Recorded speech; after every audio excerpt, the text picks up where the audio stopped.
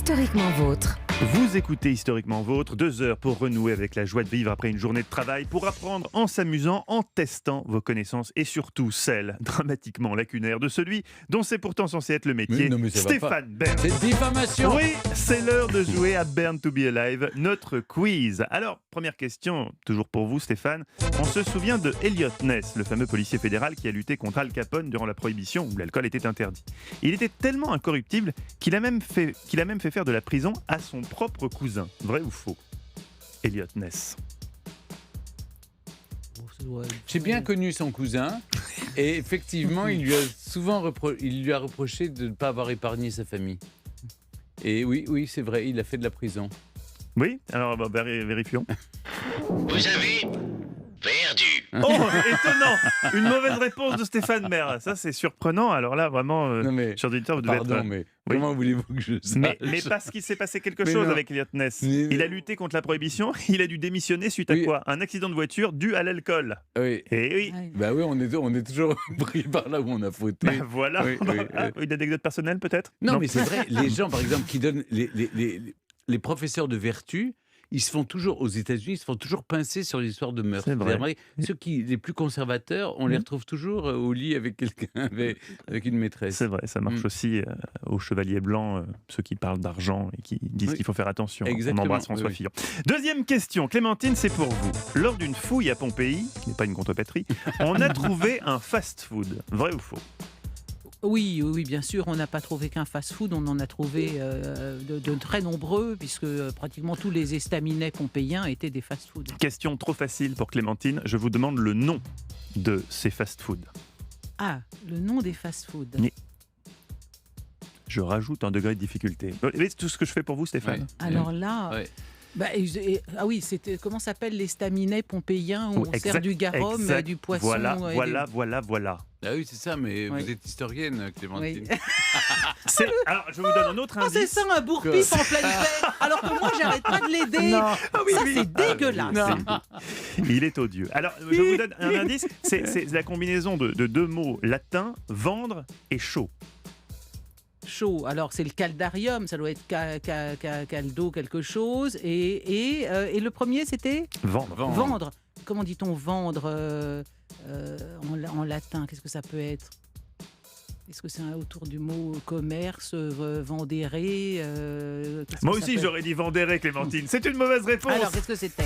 Ça s'appelait les thermopolium, thermos, chaud, d'accord. et poléo, vendre. Et Oui, oh non, mais alors. Ah bah non. si, l'endroit a été subitement enseveli en l'an 79 par l'éruption du Vésuve. On n'y servait pas des burgers et des frites, mais des lentilles, de la viande et du vin chaud dans des jarres. Ils savaient vivre à l'époque. Et du garum. Oh, ah non, mais Alors, je rêve. Nous avons Alors deux là, mais je vous mauvaises aiderai réponses. plus jamais, Stéphane. C'est terminé. Vous avez bien regardé Là, là. nos Vous auditeurs- pouvez crever avec vos questions sur le clapet anal du mammouth. Vous n'aurez plus jamais mon aide. Là, Et deux le mauvais- coussin péteur d'Héliogabal. Voilà, c'est ça, ouais. Ah ouais. Oui, alors vous riez, mais 2 mauvaises réponses. Nos auditeurs sont en train de se demander si on y connaît vraiment quelque chose en histoire. Rien.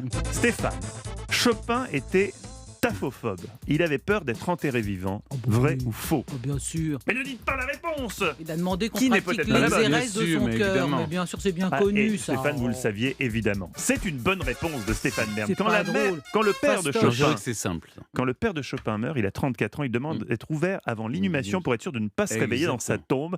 Un épisode qui a choqué le pianiste franco-polonais. Il a eu la même angoisse jusqu'à la fin de sa vie et Ouais, on le comprend. Et c'est pour Question, ça que son cœur est à Varsovie, À Varsovie, cher oui. monsieur, bien sûr. le cœur de Chopin, il Mais est oui, absolument- mais oui. Est-ce que le cœur de Voltaire est toujours à Ferney-Voltaire?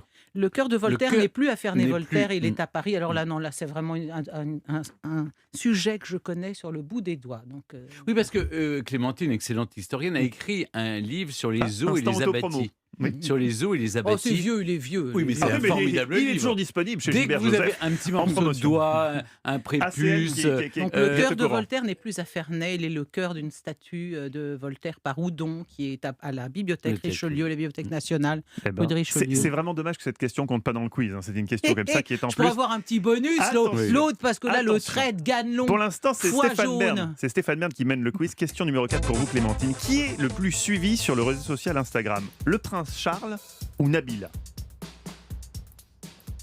c'est pas une Ça, question c'est une d'histoire. question d'histoire. Ils C'est sont- une question vraiment d'histoire pure et dure, je dirais, pour les puristes.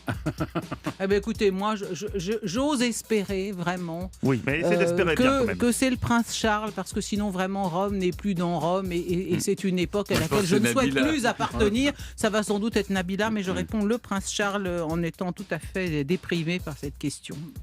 Attention, vos cœurs vont saigner.